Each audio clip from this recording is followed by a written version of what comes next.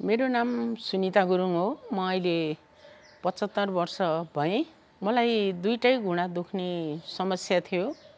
16-17 वर्ष अगाडिदेखि नै यो समस्या भएर मलाई चाहिँ यो कसरी यो खुट्टा निको पार्ने भन्ने समस्या भइरहेको थियो र मैले डाक्टर चक्रराज पाण्डेसँग जचाउँदै आएको थिएँ। तर त्यति बेला चाहिँ अपरेसन नगरिकन हामीले फिजियोथेरापीहरू गरेर अगाडि बढिराखेको थियौँ। तर पछि धेरै नै दुख्न थालेपछि चाहिँ मेरो दुईटै खुट्टा दुख्थ्यो। दुईटा खुट्टामा दाहिनेपट्टि एकदम धेरै दुख्थ्यो। त्यसो हुनाले चाहिँ आजभन्दा 3 वर्ष अगाडि दाहिने खुट्टाको अपरेसन गरेँ। दाहिने खुट्टाको अपरेसन गरेपछि मलाई दाहिने खुट्टा चाहिँ एकदम टेक्न हिँड्नको लागि एकदम सजिलो भएको थियो। तर देब्रे खुट्टा पनि मेरो खराब थियो। देब्रे खुट्टा खराब भएकोले डाक्टरले चाहिँ मलाई 3 महिना अथवा 6 महिनाभित्रमा चाहिँ अपरेसन गर्नुपर्छ है भन्नुभएको थियो। मैले पनि हुन्छ त्यही गरौँ भन्ने हाम्रो प्लान थियो होइन। तर विभिन्न कारणले गर्दा मेरो घरायसी समस्याहरूले गर्दाखेरि मैले 6 महिनामा गर्न सकिनँ। अनि हुँदा 3 वर्ष बित्न लाग्यो।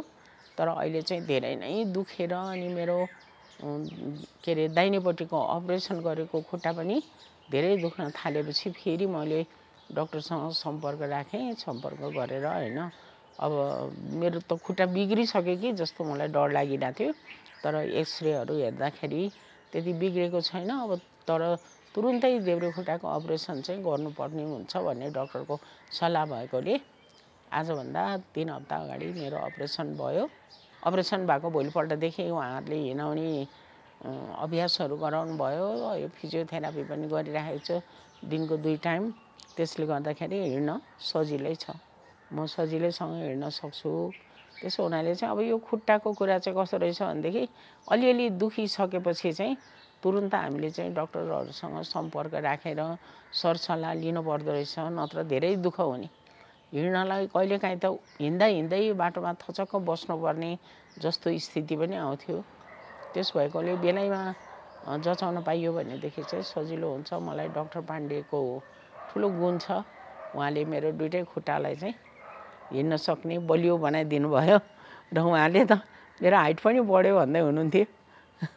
सायद त्यो खोच्याएर हिँडेको हुनाले अहिले खुट्टा सिधा भएपछि हाइट पनि बढ्यो होला।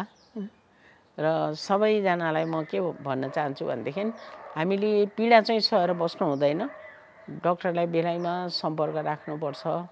गएर सोधीखोजी गरेर हामीले कहाँ कुन ठाउँमा जाँदा आफूलाई राम्रो हुन्छ भनेर चाहिँ हामीले पत्तो लगाएर उपचार गऱ्यौँ भनेदेखि अथवा सही ठाउँमा पुग्न सक्यौँ भने हामीले सही उपचार पाउँछौँ र हामीलाई धेरै दुःख पनि हुँदैन भन्ने कुरा चाहिँ मैले अनुभव गरेको छु।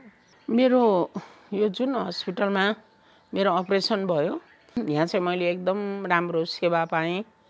मलाई आइसियुमा राखेको बेलामा रातभरि एकजना सिस्टरले कुर्नु भएको थियो र उहाँले आँखा झिमिक्क नगरिकन त्यो दिन मलाई पनि निन्द्रा लागेन। उहाँले रातभरि आँखा झिमिक्क नगरिकन उहाँलाई घाँटी सुकेको बेलामा पानी खुवाउने, अलिकति खोकी लाग्यो भनेदेखि आएर सोध्ने, सुत्दा अप्ठ्यारो हुन्छ भने आएर ओछ्यानहरू मिलाइदिने सेवाहरू गर्नुभयो। त्यो चाहिँ मलाई अति नै राम्रो लाग्यो।